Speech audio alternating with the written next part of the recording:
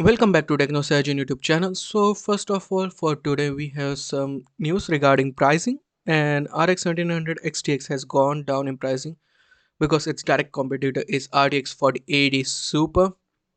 Like its direct competitor was RTX 4080, and 4080 Super was launched, and it was launched at 1000 bucks.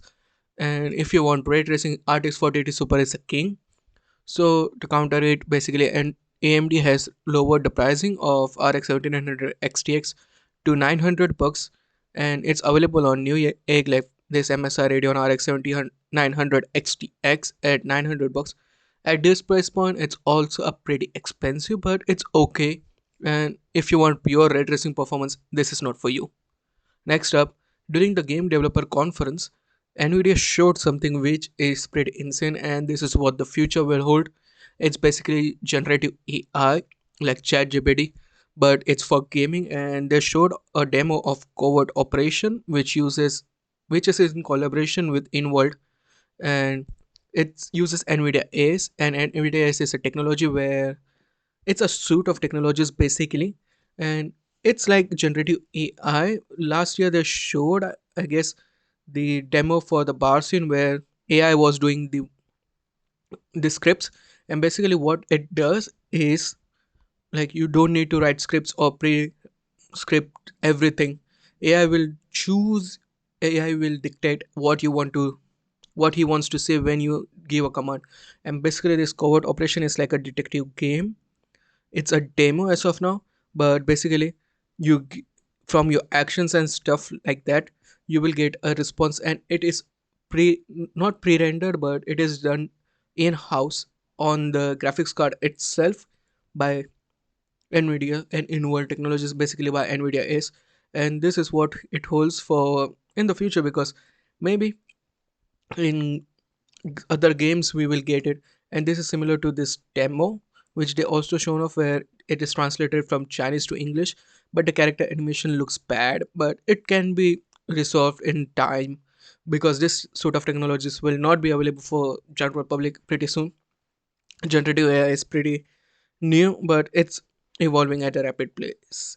And during the conference someone asked that whether these demos will be available to general public, because it is now only available for attendees, to which a person from NVIDIA responded back that yeah, it will be available to play soon. And yeah, it's pretty nice. Like you can essentially create a digital human without doing anything, even without even coding the pre-render scripts and stuff like that.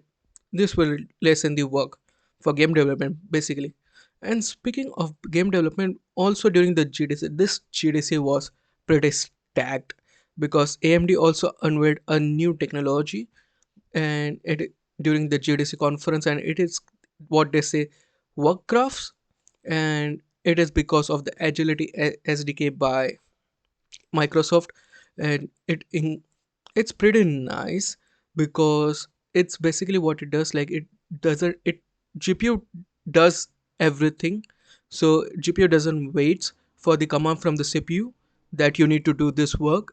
It's basically that GPU will pre-render everything in its path, and this just shows the power, because this was done on RX 7900 XTX along with Ryzen 7 5800 X3D to remove the bottlenecks. And as you can see, it is like 64% faster compared to previous generation. So yeah, you still need like X3D parts, but these are super early examples, and maybe the performance increase will be nice, but this just shows like sometimes you need to do things in a different way, and this will just improve the efficiency of GPUs, and maybe like breathe new life in the old GPUs and old systems overall.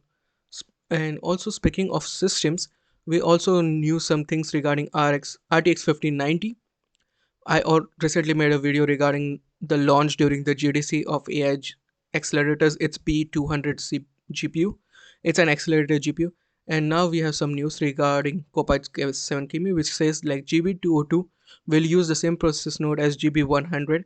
Yeah, I will explain it. GB100 is that for accelerator GPUs, and GB100 will be that for B200 series, which Black will be 200 series, which has been launched, and GB200 will be completely for graphics card, and not graphics card but for gaming. And GB202 will use the same process node, which is 4 NP process, which is nice to see.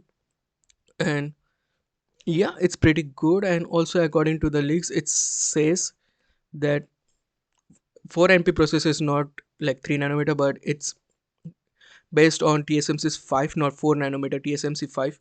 And I have recently also made a video where this process node doesn't make sense that much, but according to Copy 7 Kimi, the density will be 30% higher compared to RTX 4090. So yeah, increase in density in will currently relate to more performance from RTX 5090. So 5090 is looking to be a pretty big best.